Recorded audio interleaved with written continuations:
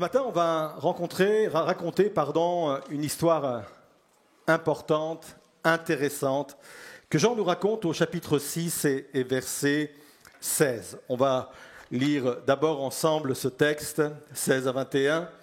Voilà comment Jean rapporte ces faits.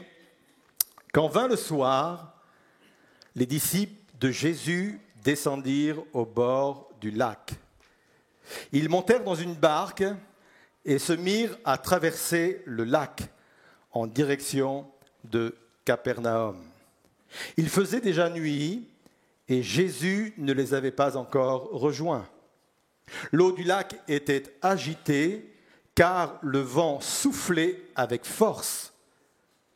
Les disciples avaient ramé sur une distance de 5 à 6 kilomètres quand ils virent Jésus s'approcher de la barque en marchant sur l'eau. Et ils furent saisis de peur. Mais Jésus leur dit, « C'est moi, n'ayez pas peur. » Les disciples voulaient le prendre dans la barque, mais aussitôt la barque toucha terre à l'endroit où il se rendait. Et à cela, on peut dire Amen. Alors certains, je le sais, connaissent cette histoire par cœur. Vous l'avez lu et relu, entendu de nombreuses fois. Et le danger avec ce type de récit, c'est de le survoler en disant « Mais qu'est-ce qu'il peut m'apporter de plus ?» Je l'ai tellement lu, j'ai tellement entendu de choses sur cette histoire. Je souhaiterais vous suggérer l'idée que la Bible n'est pas un livre comme tous les autres. Je voudrais suggérer l'idée qu'à partir d'un même verset, d'un même texte, Dieu est capable de vous parler ce matin d'une façon extrêmement actuelle et précise, parce que justement, c'est la parole de Dieu. Alors on va essayer de ne pas se mettre en pilote automatique et d'aller chercher ce matin ce que Dieu a à nous révéler, à nous déclarer au travers de ce texte. Le titre de mon message ce matin est le suivant, « Avis de tempête ». Avis de tempête sur ELM. Est-ce qu'on a nos cirés, nos bottes? Parce que ça va tanguer. Personnellement, je ne sais pas ce que c'est que de me retrouver au milieu d'une tempête. Je n'ai jamais connu de tempête en pleine mer. Il m'est arrivé de prendre le bateau pour des petites distances, 1 heure ou 2 heures de trajet, et à chaque fois, c'était une mer calme. Par contre, je sais ce que c'est que de vivre des turbulences dans les airs. Vous savez, ce type de turbulence, quand ils arrivent, vous commencez à égrener chacun de vos péchés et vous commencez à les confesser à Dieu. Et il y a même un petit air de musique qui monte au-dedans de vous, du style « Mon Dieu, plus près de toi ». Vous voyez un peu? Et je me souviens d'un vol intérieur en Inde où je suis monté dans un petit coucou à hélice. Je ne savais même pas que ça continuait à exister, ce type d'avion, et ça continuait à circuler. Et en plein air, on s'est retrouvé dans un orage terrible. Cet orage qui m'a amené à vivre des émotions intenses. Et je me dis, peut-être que le fait de se retrouver dans une barque au milieu d'un lac, comme les disciples ont pu le vivre, ça fait remonter les mêmes émotions. Et voyez-vous, rien que pour le fait, ce qu'une tempête peut produire comme émotion ou comme engagement de cœur, c'est souvent intéressant de connaître ce type de parcours. Quelqu'un a dit, toutes les tempêtes ne viennent pas gâcher votre vie, certaines viennent nettoyer votre chemin. Et c'est la raison pour laquelle Dieu n'arrête pas forcément toutes les tempêtes. Et peut-être que quelqu'un se trouve ce matin au milieu d'une épreuve et se dit, mais pourquoi Dieu ne l'arrête pas? J'aimerais vous dire que Dieu n'arrête pas toutes les tempêtes. On le voit dans les évangiles, parfois il les a arrêtés, à un moment donné dans une autre histoire où Jésus se trouvait cette fois-ci dans la barque, il dormait, et à un moment donné les disciples vont le réveiller, il va se mettre debout dans la barque, et il va menacer le vent, il va même dire au vent, silence, tais-toi, et le vent va se calmer. Mais dans cette histoire-là de Jean, Dieu ne calme pas, Jésus ne calme pas la tempête, mais il permet aux disciples de la traverser. Et ça, c'est autre chose. 3 leçons à retirer de cette tempête. Première leçon, les tempêtes que Dieu permet, ont toujours un but. Je répète, les tempêtes que Dieu permet ont toujours un but. Deuxièmement, les tempêtes dans lesquelles on se trouve créent des distorsions de la réalité. Troisièmement, le combat est long, mais la victoire peut être immédiate. On y va ? Premièrement, la tempête que Dieu permet, ou les tempêtes que Dieu permet, ont toujours un but. C'est intéressant de voir cette histoire en voyant ce que les autres évangélistes rajoutent comme détail. Et l'évangéliste Marc dit que c'est Jésus qui les a obligés à monter dans la barque. Lui, restant sur la rive pour renvoyer la foule, parce que ça fait suite à la multiplication des pains. Et littéralement, il est même dit qu'il les força. Il y a comme une espèce de violence. Ça veut dire que les disciples vont se retrouver au milieu de la tempête, tout simplement parce qu'ils ont obéi à Jésus. Et ça m'amène à un premier point important, c'est que je peux me retrouver dans une tempête tout en étant dans la volonté de Dieu. Je peux me retrouver dans une tempête tout simplement parce que j'ai obéi à Dieu. Et c'est vraiment important de le savoir, parce que quand on est dans la tempête, forcément celle-ci va questionner sur le bien fondé de mes décisions. La tempête va me faire dire, oh, est-ce que j'ai pris la bonne décision ? Est-ce que j'ai fait les bons choix ?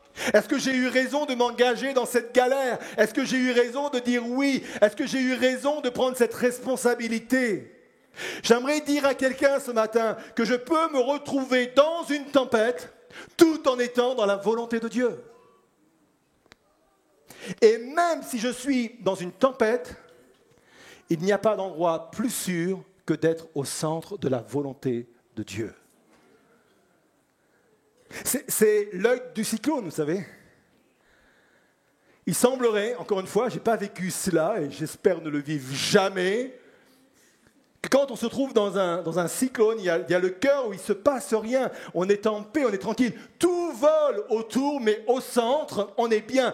La volonté de Dieu au milieu d'une tempête, c'est ça, c'est l'œil du cyclone. Il n'y a pas d'endroit plus sûr que d'être au centre de la volonté de Dieu. Quel était le but de la tempête pour les disciples ? Jésus voulait les conduire vers une nouvelle révélation de qui il était. Vous savez, nous sommes dans une société où on dit que la question la plus importante qu'il faut se poser est la suivante: qui nous sommes ? Et il y a énormément de livres décrits sur l'identité, ce que nous sommes et ce que nous faisons ici. J'aimerais vous dire que la question la plus importante n'est pas de savoir qui nous sommes, mais la question la plus importante est de savoir qui est Jésus. Et quand nous saurons répondre à cette question, qui est Jésus, nous saurons qui nous sommes. Et c'est pour cela que l'apôtre Paul va faire cette déclaration, elle est magnifique, dans Philippiens 3, verset 7, il dit ceci: « Le bien le plus précieux, la chose la plus enrichissante de ma vie, la chose qui va vraiment m'épanouir, qui va donner du sens à ma vie, le bien le plus précieux, celui qui de loin surpasse tous les autres, c'est de le connaître et de le comprendre de mieux en mieux. » Non seulement c'est le but de cette traversée, c'est le but de cette tempête. Jésus permet cette tempête pour que les disciples apprennent à le connaître. Mais j'aimerais vous dire que c'est même le but de tout l'évangile de Jean. Vous n'avez jamais posé la question, pourquoi un évangile de plus ? Il y avait déjà Matthieu, Marc, Luc. Ça aurait pu suffire. On a compris l'histoire de la tempête, on a compris l'histoire de la multiplication parce que plusieurs de ces évangélistes nous en parlent. Pourquoi rajouter un autre évangile ? Parce que tous les évangiles n'ont pas le même but. Et Jean n'avait qu'un seul but en écrivant son évangile, nous révéler Jésus comme étant le Fils de Dieu. C'est pour cela qu'il n'enregistre qu'une poignée de miracles, 7 sur 36 qui sont révélés au milieu des autres évangiles. Et lui n'appelle même pas cela un miracle, il appelle ça un signe. Il appelle ça des signes. Les miracles sont là pour nous étonner, les signes sont là pour nous enseigner. Et d'ailleurs, il va le dire lui-même dans Jean 20, verset 30, il dit ceci, Jésus a fait encore devant ses disciples beaucoup d'autres signes miraculeux qui ne sont pas racontés dans ce livre, mais ceux qui s'y trouvent ont été écrits pour que vous croyiez que Jésus est le Messie, le Fils de Dieu, et si vous croyez en lui, vous aurez la vie par lui. C'est le but. Et peut-être que l'épreuve dans laquelle je me trouve, la tempête dans laquelle je me trouve aujourd'hui, c'est pour que je puisse avoir une nouvelle vision, une nouvelle connaissance, une nouvelle révélation de qui est Jésus. Et la divinité, comprendre la divinité de Jésus est extrêmement importante. Les disciples n'avaient qu'une connaissance partielle de lui. Et ils n'avaient pas compris qu'il était plus qu'un rabbin. Plus qu'un maître religieux, plus qu'un guérisseur, plus qu'un prophète. Ils n'avaient pas réalisé, ils n'avaient pas compris que Jésus était Dieu. Et toute la traversée a ce but, révéler la divinité de Jésus. C'est pour cela que Jean insiste sur le fait que Jésus a marché sur l'eau. Vous avez remarqué, c'est la même histoire que dans un autre évangile, mais cette fois-ci, Jean ne parle même pas que Pierre aussi a marché sur les eaux. C'est le même moment, c'est le même récit, c'est la même histoire, parce que là, à ce moment-là, Jean s'en fiche totalement, pauvre Pierre, Jean s'en fiche totalement que Pierre ait marché sur l'eau. Pour lui, ce qui est important de montrer et de démontrer que c'est Jésus lui-même qui a marché sur l'eau, parce que marcher sur l'eau, c'est une preuve de la divinité. C'est Job qui va le dire à un moment donné dans son plaidoyer avec ses amis. Il dit à lui la sagesse, la toute-puissance, et il va ajouter, Job 9, verset 8, à lui seul, il déploie les espaces célestes et il pose ses pas sur les vagues des mers. À lui seul, Dieu seul est capable de poser ses pieds sur les mers. Et en voyant cela, les disciples auraient dû voir et comprendre qui était Jésus.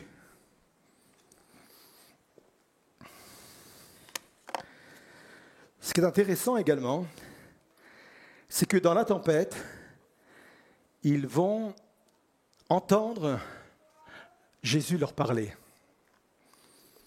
Pourtant, Jésus n'est pas près d'eux. La preuve, c'est qu'ils ne le reconnaissent pas. Ils le voient au loin. Et même littéralement, ils ne voient qu'une silhouette au loin.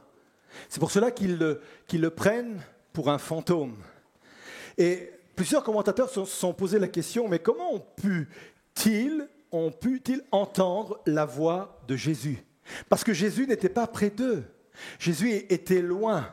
Et certains commentateurs disent que s'ils ont pu entendre la voix de Jésus, c'est parce que celle-ci était portée par le vent de la tempête.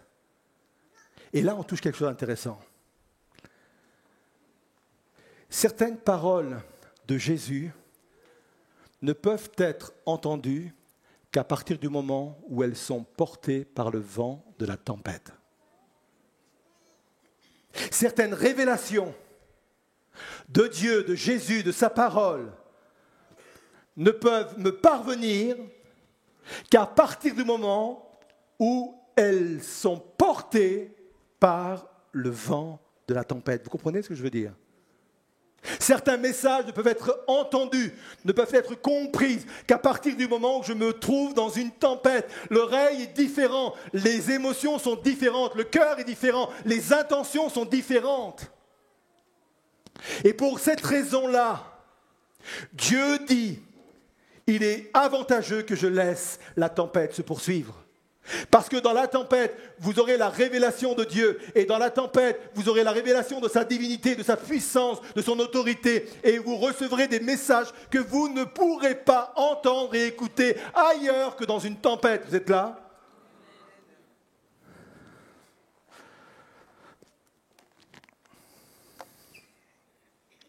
Deuxièmement, ce qu'il faut retirer de cette tempête, c'est que dans la tempête, quand nous sommes à l'intérieur de celle-ci, elle crée des distorsions de la réalité. Marc nous dit qu'ils le prirent pour un fantôme. Et c'est quand ils ont vu cette silhouette qu'ils ont eu peur. Et ça, c'est important. Ils n'ont pas eu peur de la tempête. Ils ont eu peur quand ils ont pris Jésus pour un fantôme. Marc nous dit qu'à partir de ce moment-là, ils ont poussé des cris et ils ont été effrayés. La tempête ne leur faisait pas peur. Ils avaient l'habitude de tels phénomènes. On sait que c'était un phénomène géologique. Le lac, le niveau du lac était inférieur au niveau de la mer. En plus, il y avait des reliefs tout autour, des montagnes tout autour. Et régulièrement, le vent s'engouffrait à l'intérieur, créait des tourbillons et ça créait des tempêtes. Et les disciples, parmi eux, plusieurs étaient des pêcheurs et avaient l'habitude de ce temps-là, avaient l'habitude de ce moment-là. Et les tempêtes, ils en avaient vu d'autres. Et ce n'est pas de la tempête dont ils avaient peur, mais c'est cette silhouette qu'ils ont aperçue et qu'ils ont pris pour un fantôme.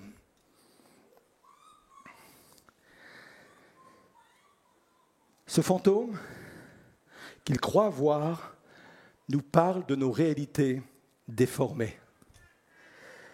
Il y a une distorsion de la vérité quand nous sommes au milieu de la tempête.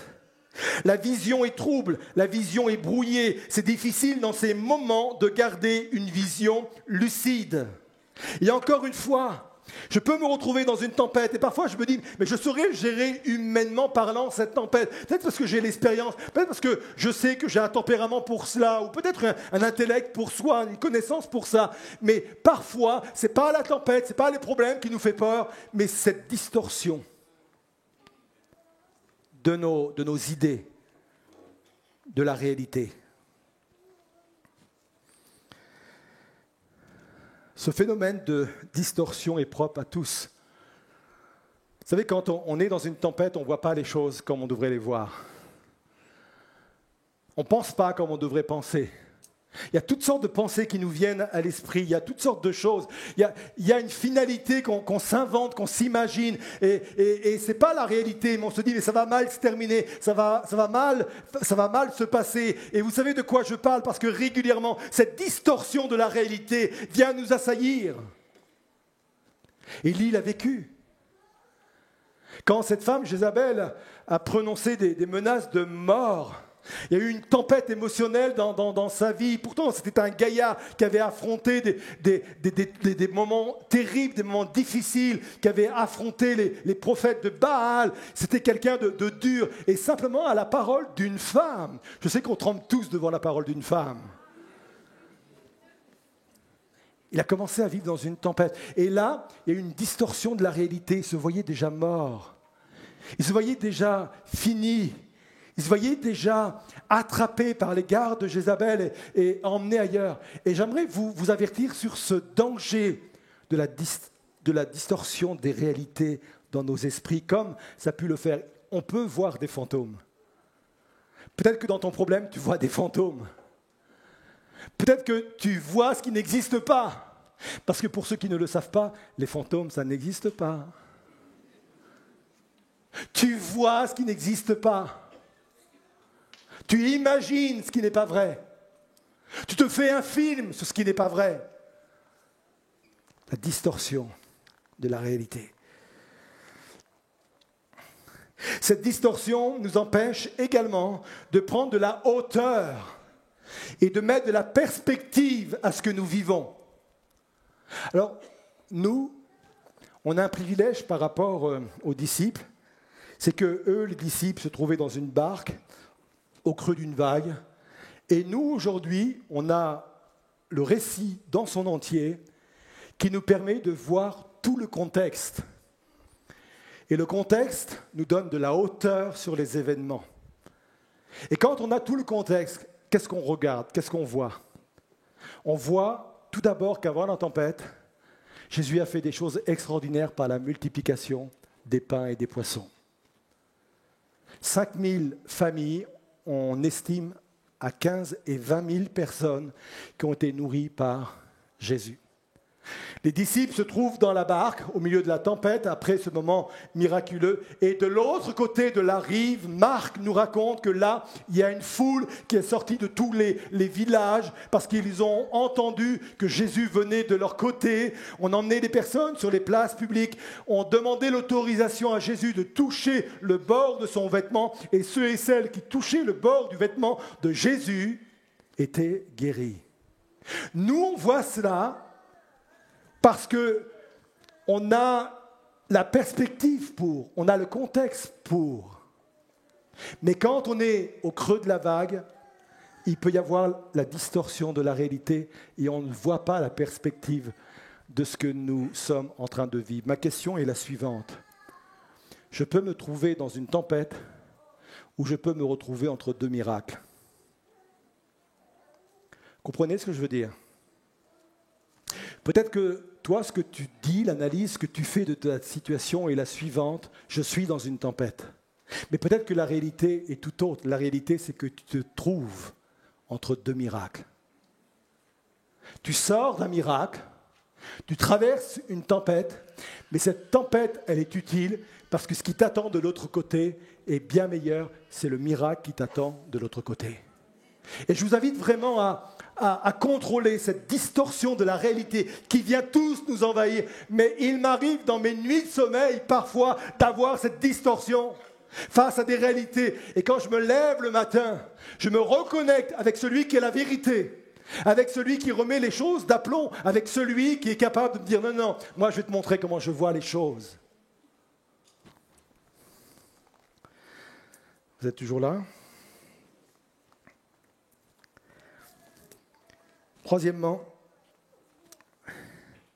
le combat est long, c'est ce que nous apprend cette tempête, mais la victoire peut être immédiate.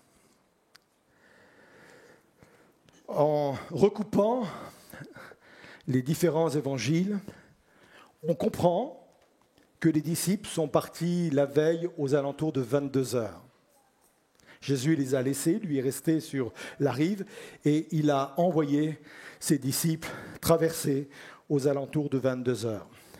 Selon Marc, Jésus les a rejoints à la 4e veille de la nuit, ça veut dire entre 3 heures et 6 heures du matin, et ils n'étaient arrivés qu'au milieu du lac. La Bible nous dit, on l'a lu ensemble, qu'ils n'avaient parcouru que 6 kilomètres. Ils avaient mis entre 5 et 9 heures pour parcourir 6 kilomètres. C'est énorme. En principe, la traversée aurait pu se faire entre 1 ou 2 heures. Là, ils ont mis beaucoup plus. Beaucoup d'efforts pour peu de résultats. C'est une chose d'échouer quand vous ne vous êtes pas donné de la peine pour réussir. C'en est une autre quand vous vous êtes jeté à corps perdu dans une bataille et malgré l'effort, vous n'avancez pas, vous n'êtes arrivé même pas ou à peine à moitié de ce qu'il faut.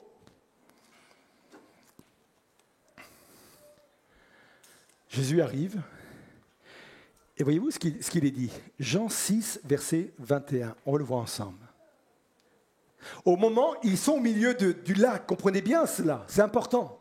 Ils sont au milieu du lac. Jésus les rejoint. Et voilà ce qu'il dit. Les disciples voulaient le prendre dans la barque, mais aussitôt, la barque toucha terre à l'endroit où il se rendait. Comment vous expliquez cela ? Alors je sais qu'il y a beaucoup de commentateurs qui ont essayé d'expliquer cela, mais on revient toujours à la même conclusion. Cela ne peut être expliqué que par l'accomplissement d'un miracle. Ça veut dire qu'ils ont mis des heures et des heures pour arriver au milieu du lac. Ils ont peiné, ils ont donné toute leur force, toute leur énergie dans la bataille. Ils sont là et à un moment donné, en un claquement de doigts, ils se retrouvent de l'autre côté de la rive. Ce n'est pas la première fois que Jésus a fait ça, ou Dieu a fait ça. Vous vous souvenez de l'histoire de Élie, que Dieu prenait et l'emmenait ailleurs en un instant? Vous vous souvenez de Jean-Baptiste, alors qu'il venait de baptiser le ministre éthiopien? Là, il me dit qu'aussitôt après le baptême, l'Esprit le prit et le transporta ailleurs. On est dans la science-fiction.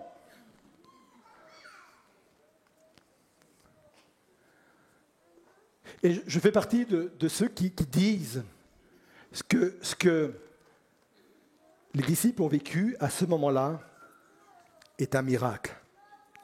Et l'application spirituelle est la suivante. Les moments de lutte dans la tempête préparent des percées immédiates. Je répète, les moments de lutte dans la tempête préparent des percées immédiates. Le basculement a lieu d'un seul coup. Nous servons le Dieu du tout à coup. En un clin d'œil, je peux passer d'un état à l'autre. En un clin d'œil, je peux passer d'une chose à l'autre. En un clin d'œil, je peux passer de recherche d'emploi à contrat d'embauche. En un clin d'œil, je peux passer de dossier administratif embourbé à un appel téléphonique qui me dit « c'est débloqué ». En un clin d'œil, je peux, écoutez bien ça, je peux passer de célibataire à préparation de mariage. J'ai senti que ça vibrait davantage.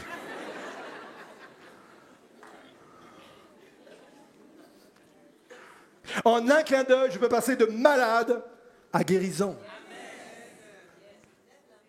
L'impotent dans la piscine de Bethesda, 38 ans de galère, 38 ans à traverser la moitié de sa vie de galère et arriver aux moitiés de sa vie, arriver à la moitié du lac, au milieu du lac, en un instant, il a été guéri. On sert ce Dieu-là. Tu as besoin d'un changement immédiat, poursuis ta lutte. Tu as besoin d'un tout à coup de Dieu, poursuis ton combat. Parce que si tu poursuis ton combat, à un moment donné, ça va céder. N'envisage pas de voir les choses apparaître progressivement et petit à petit, tu vas voir les choses s'améliorer, mais vraiment petit à petit, avec quelques indices comme cela. Je crois qu'on sert aussi le Dieu du tout à coup. Poursuis ta lutte, ça va céder.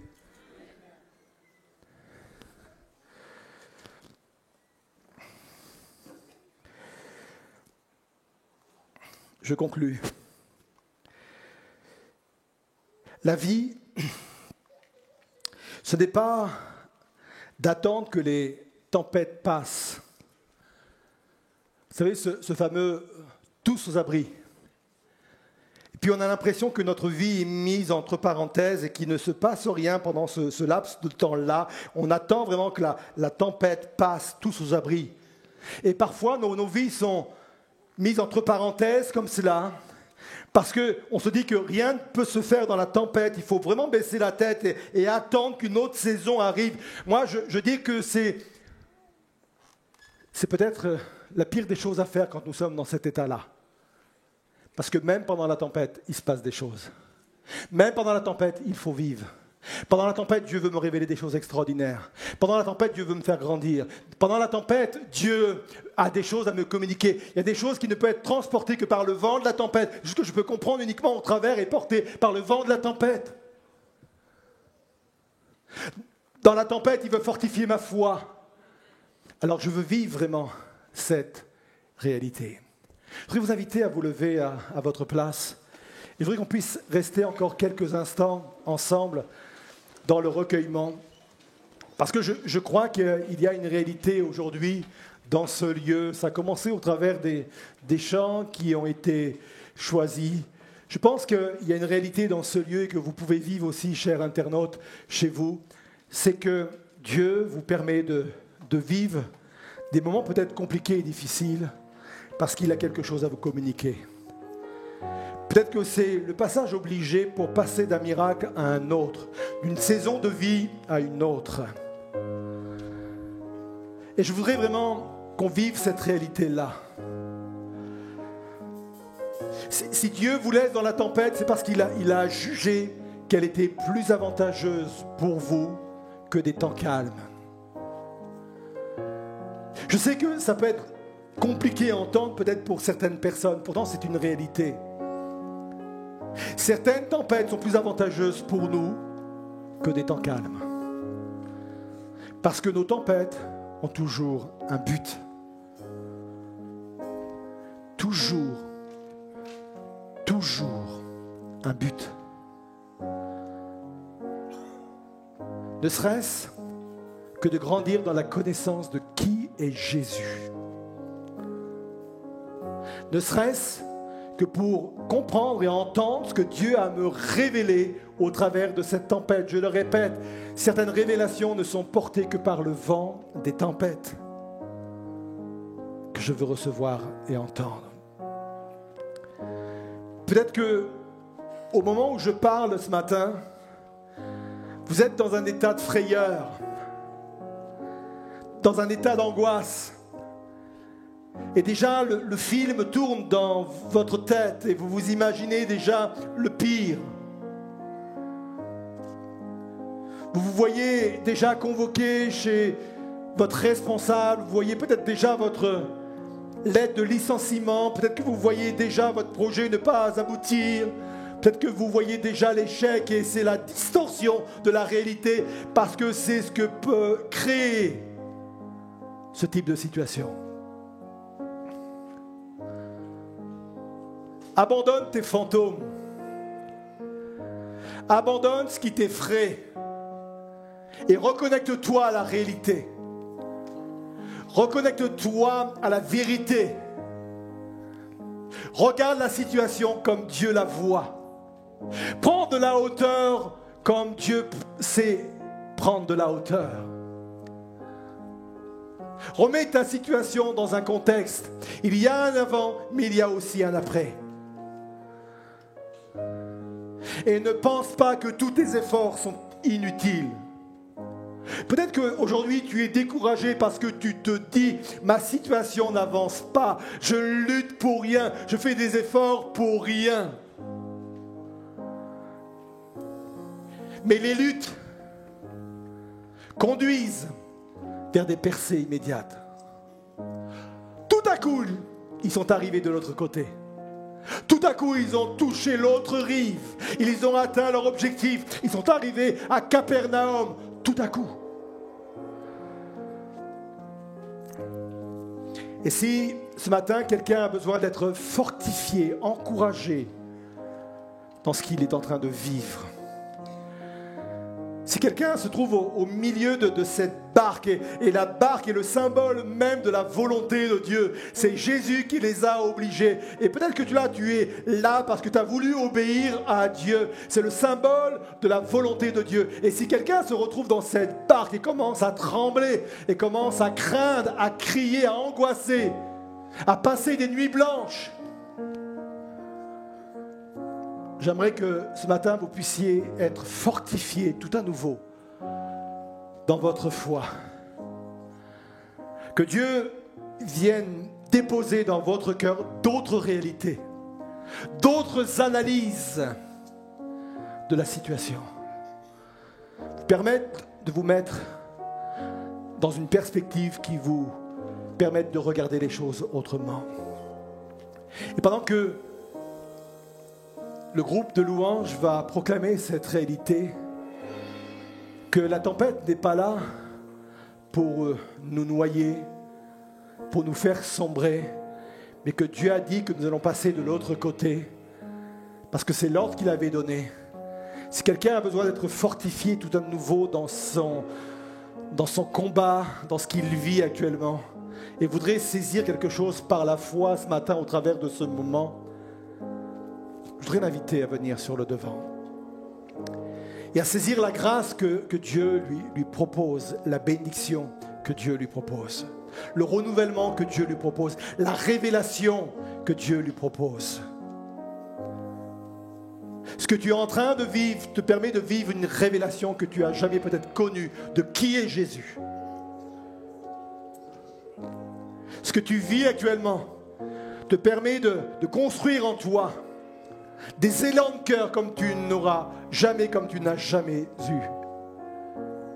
Alors si quelqu'un vraiment ressent dans son cœur qu'il a besoin tout à nouveau de sceller quelque chose avec Dieu maintenant, sortez de vos rangs, descendez du balcon, venez sur le devant et on va vivre ensemble ce moment où on va proclamer que la tempête dans laquelle on se trouve n'est pas là pour nous jeter vers le fond, nous emporter vers le fond, mais pour atteindre le nouveau rivage.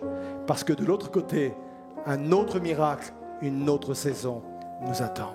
On chante, venez.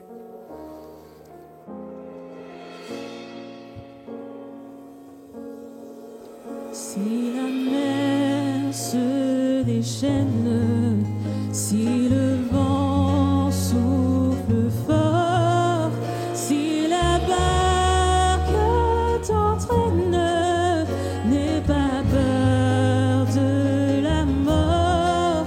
Si la barque t'entraîne, n'aie pas peur de la mort. Si la mer se déchaîne, si le vent souffle fort, si la barque t'entraîne, n'aie pas peur de la mort. Si la barque t'entraîne, n'aie pas peur de la mort. Il n'a pas dit que tu coulerais, il n'a pas dit que tu sombrerais. Il a dit, allons sur l'autre bord, allons sur l'autre bord. Il n'a pas dit que tu coulerais, il n'a pas dit que tu sombrerais. Il a dit, allons sur l'autre bord, allons sur l'autre bord. C'est un jour. Seigneur, tu viens au-devant de chacune de ces personnes, Seigneur Jésus. Toi, tu connais parfaitement leur situation et le contexte de leur vie, Seigneur. Et je veux proclamer sur chacune de leurs vies tes propres paroles, Seigneur. Tu n'as pas dit, Seigneur, que ce qu'ils vivaient allait les entraîner vers le fond, Seigneur Jésus. Mais tu dis qu'il y a un autre bord qui les attend, Seigneur Jésus. Il y a une autre destinée qui les attend, Seigneur. Il y a une autre rive qui les attend. Il y a une autre histoire qui les attend. Il y a un autre miracle qui les attend, Seigneur. Notre foi, elle est basée sur ta parole. Notre foi, elle n'est pas basée sur ce que nos émotions nous disent. Notre foi n'est pas basée sur le constat des autres, serait-ce même des experts. Notre constat est basé uniquement sur ta parole, Seigneur. Et toi, tu dis, Seigneur, qu'il y a une autre histoire. Il y a une autre histoire à vivre sur l'autre côté de la rive, Seigneur. Et je te prie de venir vraiment rencontrer chacun et chacune ce matin dans ce lieu et de bénir vraiment, de venir fortifier la foi des uns et des autres ainsi que chez nos internautes, Seigneur Jésus. Je prie pour ceux qui sont effrayés parce qu'il y a une distorsion de la réalité, Seigneur. Les films dans la tête, Seigneur, s'en suivent inlassablement, Seigneur Jésus. Seigneur, je te prie de faire disparaître ces fantômes, cette distorsion de la réalité, ces pensées qui ne sont pas les tiens, ces scénarios qui ne sont pas les tiens, Seigneur Jésus.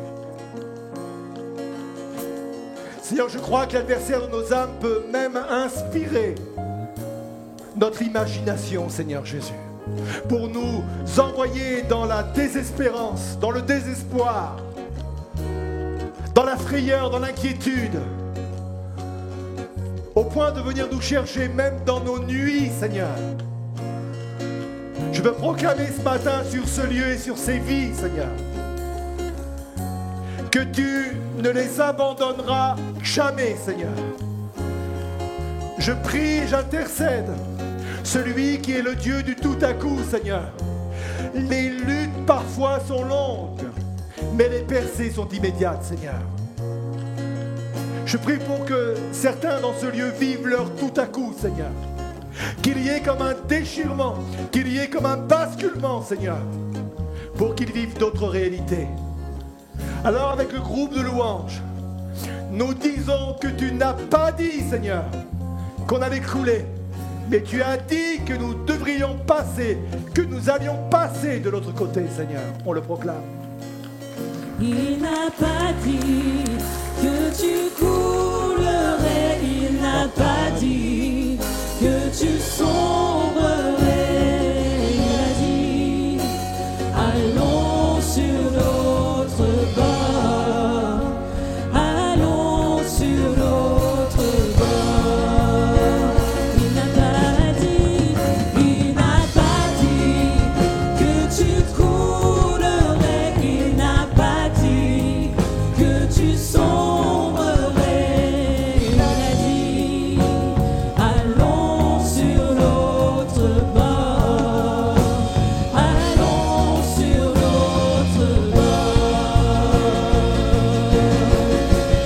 Il n'a pas dit que tu coulerais, il n'a pas dit que tu sombrerais. Tu as dit, Il a dit, allons sur l'autre bord, allons sur l'autre bord. On va reprendre cette partie-là. Et pendant que on va rejoindre nos places, je crois au mime prophétique. C'est biblique. On le voit dans l'Ancien Testament, où des hommes ont parlé par des mimes prophétiques. Et moi, je crois qu'on peut repartir dans nos places, à nos places, en marchant comme une marche prophétique en disant « Je marche maintenant vers l'autre bord. Je marche maintenant vers une nouvelle histoire. Je marche maintenant vers une nouvelle promesse. Je marche maintenant vers de nouvelles réalités. Je marche maintenant vers un nouveau miracle. Je marche, je passe de l'autre bord parce que Dieu a dit que je ne coulerai pas. » Il n'a pas dit que tu coulerais, il n'a pas dit que tu sombrerais. Il a dit, allons sur l'autre bord, allons sur l'autre bord. Il n'a pas dit que tu coulerais, il n'a pas dit que tu sombrerais. Il a dit, allons sur l'autre bord, allons sur l'autre bord. Amen. On reprend ce chant qui dit en entier « Si la tempête Si la mer se déchaîne, si le vent souffle fort, si la barque t'entraîne, t'as l'impression de n'aie rien pas contrôler. peur de la mort. Si la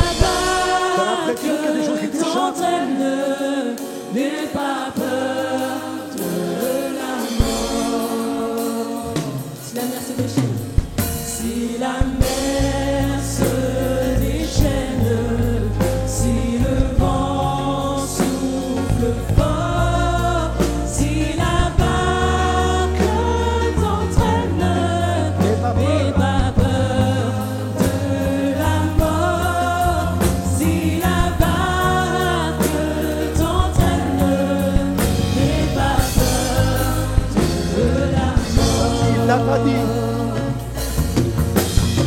Il n'a pas dit que tu coulerais, il n'a pas dit que tu sombrerais.